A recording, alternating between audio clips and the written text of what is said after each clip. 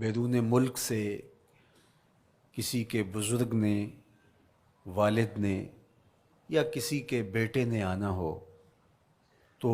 وہ 2 ماہ قبل ہی آنکھیں فرش راہ کیے ہوتے ہیں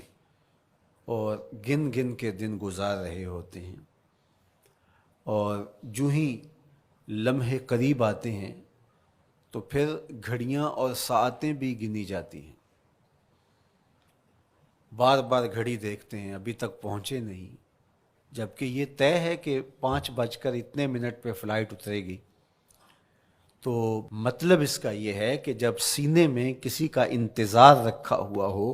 تو ان کے لیے پھر سارے کام مؤخر کر کے ان کے استقبال کیے جاتے ہیں۔ یہ مہینہ اللہ کی رحمتوں کا موسم بہار ہے، چھم چھم رحمتیں برستی ہیں،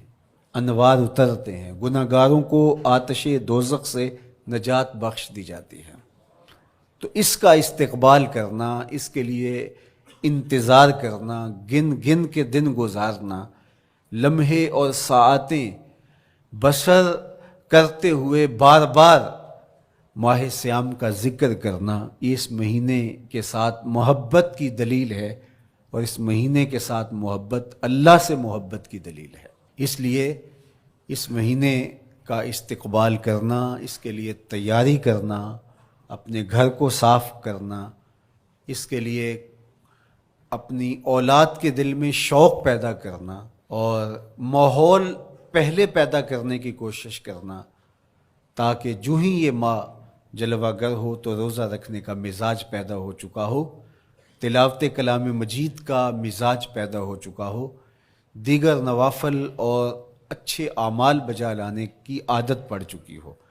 تو شعبان میں ہی اس کی تیاری ہوتی ہے تاکہ رمضان المبارک آتے ہی ہم پوری طرح سے مستعد اور فعال ہو کر کے اس مہینے کی برکتوں کو سمیٹ لیں۔ اللہ کے محبوب علیہ السلام نے ارشاد فرمایا کہ جب ماہ سیام آتا ہے فتحت ابواب الجنہ، تو جنت کے 8 دروازے کھول دیے جاتے ہیں، اور جنت کے 8 دروازوں میں سے ایک دروازے کا نام باب الریان رکھا گیا ہے، جو صرف روزہ داروں کے اعزاز و تکریم کے لیے ہے۔ روزہ دار اس دروازے سے گزر کے جنت جانے۔ حضرت سیدنا سلمان فارسی رضی اللہ تعالی عنہ فرماتے ہیں کہ رمضان المبارک سے قبل حضور نے یہ خطبہ ارشاد کیا، یا ایھا الناس، اے لوگو، قد اظلکم شہر عظیم،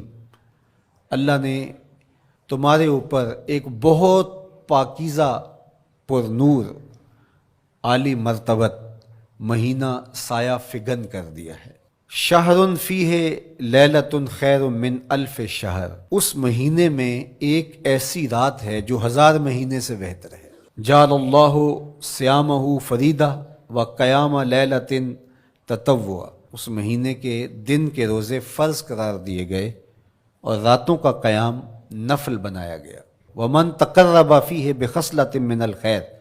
کان کمن ادی فریدۃ فیما سواہ، ایک نفل کا ثواب ایک فرض کے برابر اس مہینے میں کر دیا جاتا ہے۔ ومن ادی فریدۃ کان کمن ادی 70 فریدۃ فیما سواہ، اور اگر کوئی ایک فرض ادا کرتا ہے تو اس کو 70 فرائض کا ثواب ملتا ہے۔ وہو شہر الصبر، یہ مہینہ صبر سے کھاتا ہے، ہونے کے باوجود بھی انسان تناول نہیں کرتا۔ ٹھنڈا میٹھا مشروب میسر ہے اور زبان کانٹا بن گئی، حلق خشک ہو گیا، لیکن اس کے باوجود بھی ایک گھونٹ حلق سے نیچے اتارنے کا روادار نہیں ہوتا، تو یہ صبر کی عادت ڈالتا ہے۔ اور سنو، صبر کا ثواب جنت ہے۔ وشہر المواسات، اور یہ ہمدردی کا مہینہ ہے، باہمی پیار کا مہینہ ہے، الفتیں بانٹنے کا مہینہ ہے، نرم دلی کا مہینہ ہے، ایک دوسرے کے احساس کا مہینہ ہے۔ جب کوئی شخص بھوک اور پیاس کاٹتا ہے تو اس کو پھر محسوس ہوتا ہے، بالخصوص امراء، کہ بھوک کیا بلا ہوتی ہے، اور جو نان شبینہ کو ترستے ہیں اور جنہیں کھانا میسر نہیں آتا، ان کی زندگیاں کتنی تلخ ہوتی ہیں۔ تو بھوک اور پیاس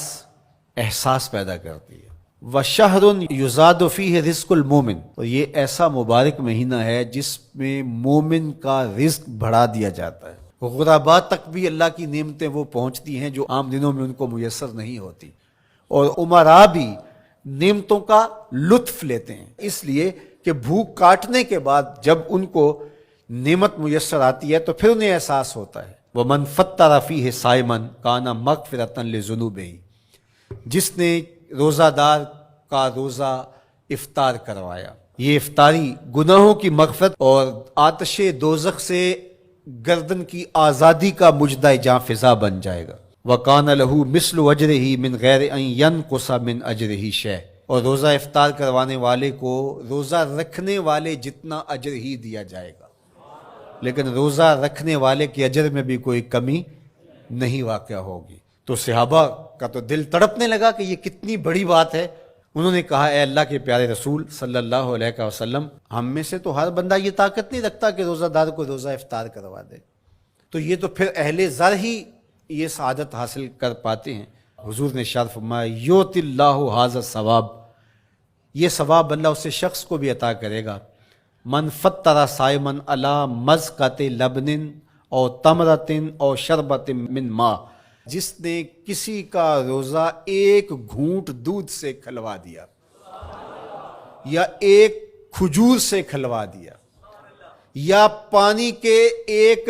گھونٹ سے اس کا روزہ افطار کروا دیا۔ ومن اشبع صائما، اور جس نے صحیح اہتمام کے ساتھ روزے دار کو اچھا کھانا کھلایا، اچھی پرتکلف افطاری دی، سقاہ اللہ من الحوض شربتا لا یظمأ حتی یدخل الجنہ،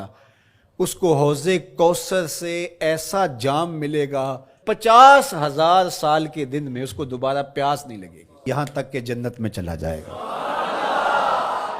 فرمایا وَهُوَ شَهْرٌ أَوَّلُهُ رَحْمَةٌ، یہ وہ مہینہ ہے جس کے پہلے 10 دن رحمت ہیں، اور اس کا درمیانی عشرہ اوسطہ وہ مغفرت ہے، وآخرہ عتق من النار، اور اس کا آخری عشرہ جو ہے وہ آتش دوزخ سے نجات کا ضامن ہے۔ کہا کہ 4 کام اس مہینے میں کثرت کے ساتھ کرو، وہ 2 خصلتیں، 2 کام جن کے ذریعے سے تم اپنے رب کو راضی کر سکو۔ فشہادۃ اللہ الہ الا اللہ، وہ گواہی دینا ہے لا الہ الا اللہ، وتستغفرونہ، اور تم کثرت سے استغفار کرو، اللہ سے بخشش مانگو، اللہ سے جنت طلب کرو اور دوزخ سے پناہ مانگو۔ تو یہ کام جو تمہاری ضرورت ہے تم اس مہینے میں کثرت کے ساتھ کرو۔